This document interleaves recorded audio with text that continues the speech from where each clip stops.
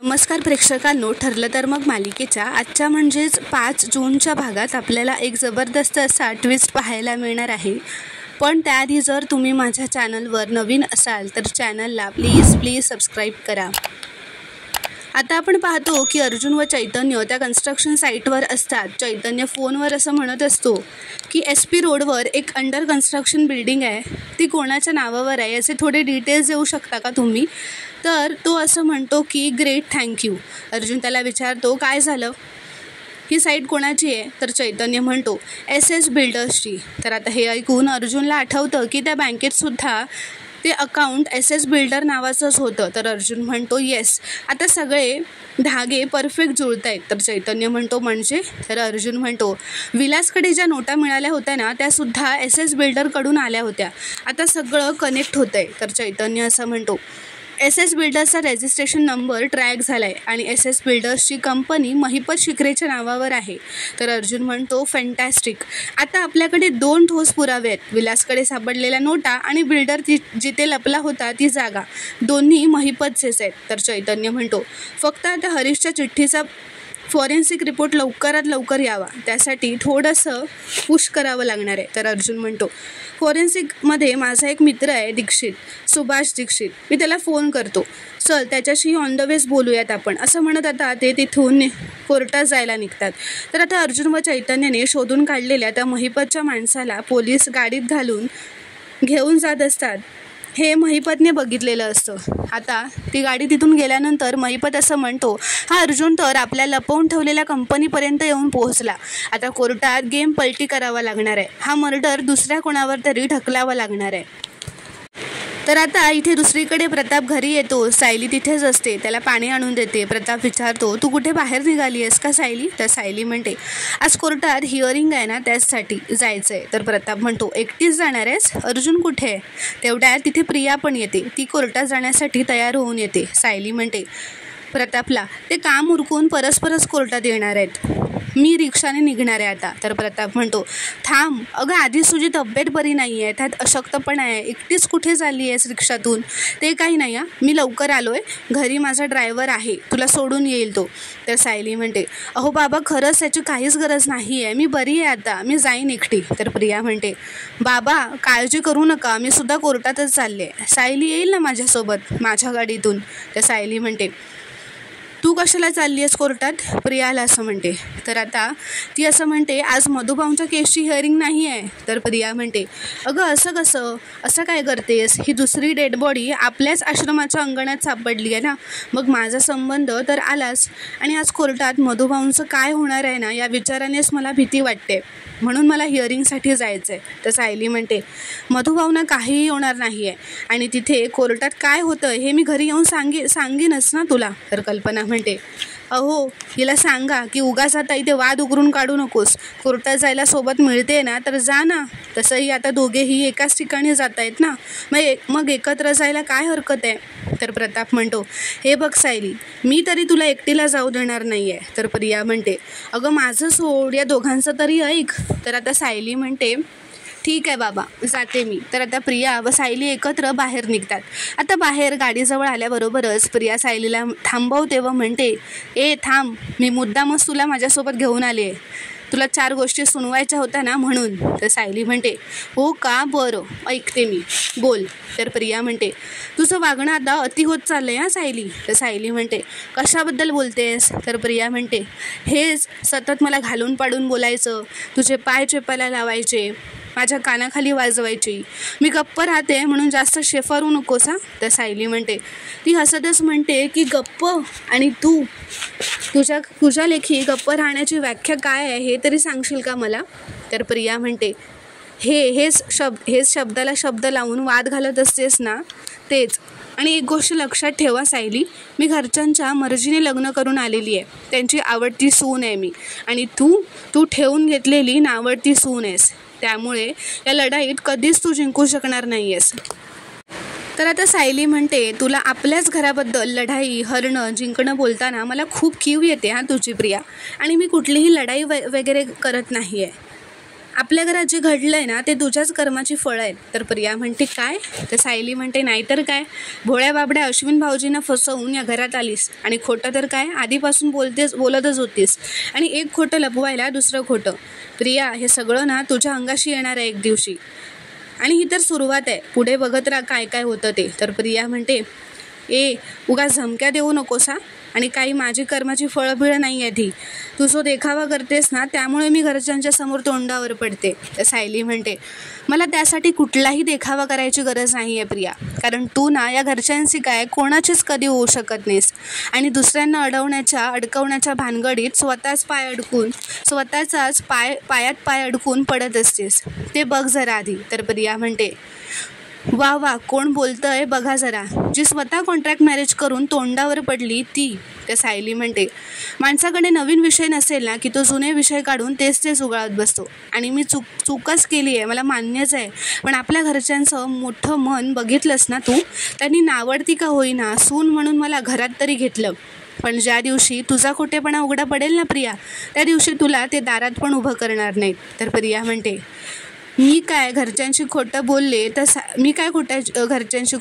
असं तुला वाटतं? तर सायली म्हणते अगं अख्ख्या घरच्यांशी खोटं बोलली आहेस तू आणि हे सगळ्यांनाच माहिती आहे. प्रिया, मी तुला एक सल्ला देते, विलासचा खून मधुभाऊनी नाही केलाय, साक्षीने केलाय हे आता तरी तू सगळ्यांना सांगून टाक, त्याने ना पुढे तुझ्यासाठीच खूप गोष्टी सोप्या होतील. तर आता हे ऐकून प्रिया खूपच घाबरलेली असते, पण तरीही ती रागातच असं म्हणते तू काय स्वतःचं एक पर्सनल कोर्ट सुरू केलं आहेस का गं?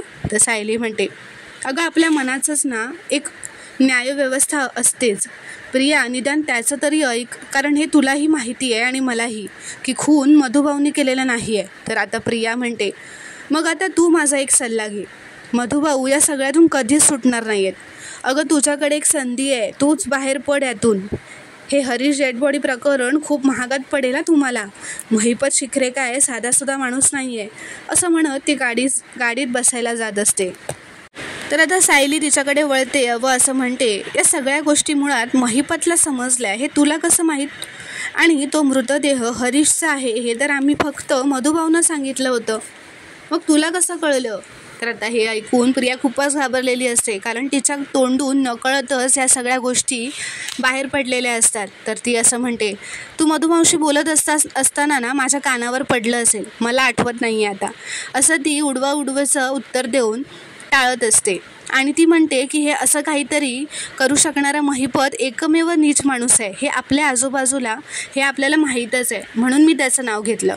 आणि चल आता वेळेत पोचायचं आहे ना, कोर्टात वेळेत पोचायचं नाही आहे का तुला, असं म्हणत ती आता गाडीत बसायला जाते.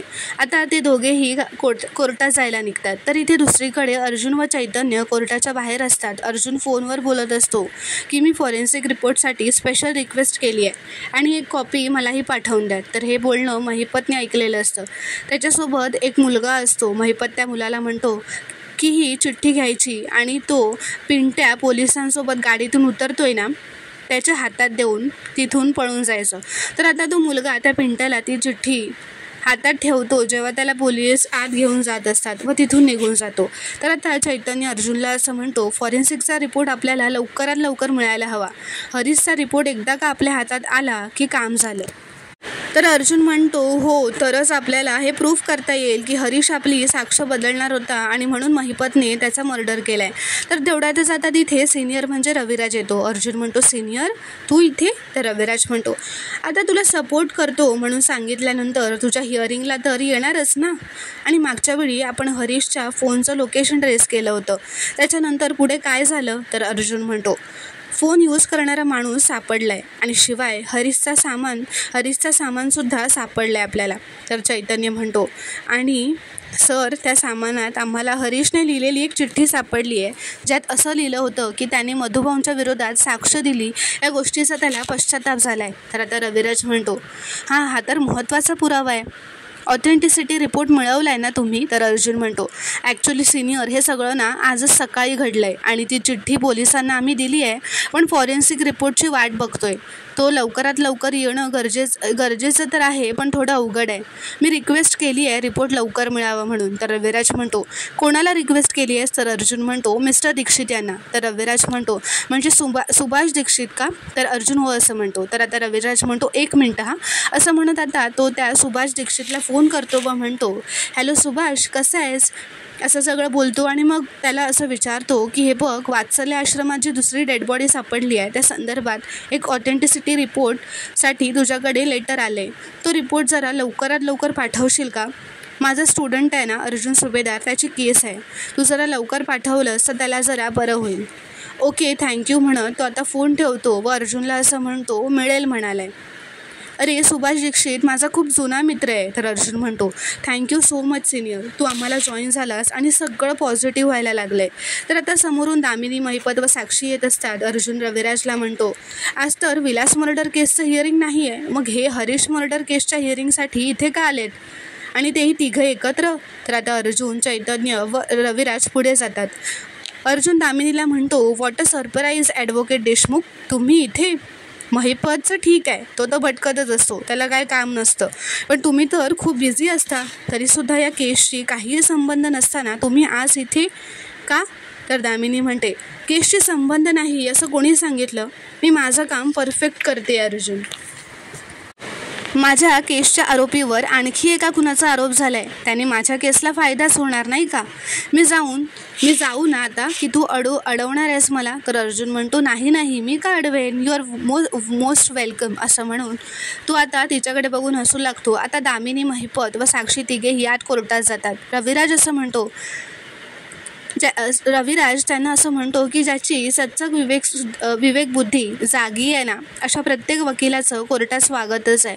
तर आता दामिनी म्हणते, तुम्ही इथे असाल असं वाटलं नव्हतं मला, तर पण ठीक आहे, ऑल द बेस्ट अर्जुन असं म्हणत आता त्या तिघंही आत कोर्टात निघून जातात. इथे प्रिया व सायलीसुद्धा एकत्र आलेले असतात. प्रिया आता रविराजला बघून असं म्हणते, किल्लेदार इथे काय करतोय? माझी भीती खरी ठरते की काय? हे सगळे एकत्र येत आहेत की काय? किल्लेदारला घोळात घ्यायला लागणार असं म्हणत आता सायली व प्रिया त्यांच्या रविराज, अर्जुन व चैतन्य उभे असतात तिथे येतात. अर्जुन म्हणतो, आज तर सरप्राईजेसवर सरप्राईज भेटत आहेत, तुम्ही दोघी आणि एकत्र? तर प्रिया म्हणते, अरे आता एकाच घरातून 2 माणसं एकाच ठिकाणी जाणार असतील तर लॉजिकली एकाच गाडीने जाणार ना? तर अर्जुन आता तिची मस्करी उडवत म्हणतो, तू लॉजिक वापरतेस? तू नाही, लास्ट टाईम मीच तुला सांगितलं होतं ना की आपण कोर्टात चाललो आहे, सो एकत्र जाऊयात, तेव्हा तर नाही म्हणाली होतीस. तर सायली म्हणते, तिला आज माझ्याशी जरा गप्पा मारायची इच्छा होती, मग म्हटलं मीही तिच्याशी जरा मनापासून आपल्या गप्पा माराव्यात, हो की नाही प्रिया असं ती विचारते. तर प्रिया हो असं म्हणते. प्रिया तर रविराजला विचारते, बाबा तुम्ही आज इथे काय करताय? काही विशेष घडलं आहे का? तर रविराज म्हणतो, काही घडायला हवं का? अर्जुनला मॉरल सपोर्ट करायला आलो आहे. तर प्रिया म्हणते, म्हणजे आज तुम्हालाही असंच वाटतंय ना की मधुभाऊंना शिक्षा होणार आणि आज हे सिद्ध होईल की आधीचाही खून मधुभाऊंनीच केला आहे, हो ना? तर रविराज म्हणतो, आज काय होईल ते आत कळेलच हां. तर चैतन्य म्हणतो, एनिवेज मी दीक्षित सरांना फोन करतो, रिपोर्टचं कुठपर्यंत आलंय ते बघतो. तर प्रिया म्हणते, कोण दीक्षित, कसला रिपोर्ट? तर अर्जुन म्हणतो, त्या टेक्निकल गोष्टी आहेत, त्यात तू मध्ये पडू नकोस. तर चैतन्य म्हणतो, इथून फोन नाहीच करत मी, तिकडे जाऊनच करतो. रविराज आता प्रियाला तिथून घेऊन निघून जाण्यासाठी असं म्हणतो, चल तन्वी आपण आज जाऊयात. तर प्रिया म्हणते, बाबा रिपोर्ट आल्यावर सगळे आज जाणारच आहोत ना, मग त्यांच्यासोबतच जाऊयात ना, आता आज जाऊन काय करणार आहोत? तर रविराज म्हणतो, इथे थांबून तरी काय करणार आहे, चल आता आज जाऊयात असं म्हणतो. आता जबरदस्ती तिला ओढतच आत घेऊन जातो. आता बाजूला आल्यानंतर प्रिया रविराजला म्हणते, बाबा तुम्ही मला इतक्या घाईघाईने का आत घेऊन जाताय? तर रविराज म्हणतो, तू मधुभाऊंच्या केसमध्ये एका विरोधी पक्षाची साक्षीदार आहेस, दूर राहिलेलंच बरं आहे, तू त्यांचं काही ऐकूही नकोस आणि बोलूही नकोस, तू आत चल आता असं म्हणत आता तो जबरदस्ती तिला आत कोर्टात घेऊन जातो. इथे बाहेर अर्जुन व सायली उभे असतात. तर प्रेक्षकांनो, पुढील भागात काय घडणार आहे पाहणं खूपच रोमांचक ठरणार आहे. व्हिडिओ पूर्ण बघितल्याबद्दल धन्यवाद. व्हिडिओ आवडल्यास कॉमेंटमध्ये नक्की कळवा व चॅनलला प्लीज सबस्क्राईब करा.